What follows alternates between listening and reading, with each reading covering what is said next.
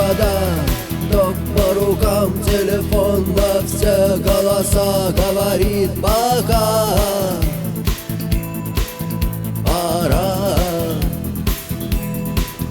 И пальто на гвозде, шарф в рукаве и перчатки в карманах шепчут: подожди до утра, до утра. Но странный стук зовет дорогу. Может, сердце, может, стук в дверь. И когда я обернусь на пороге, я скажу одно лишь слово: верь.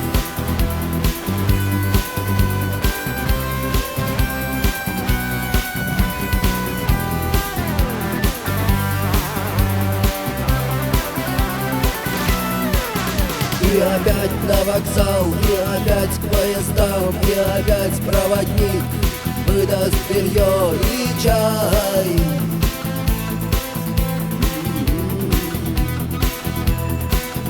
И опять не усну, и опять сквозь грохот колес мне послышится слово: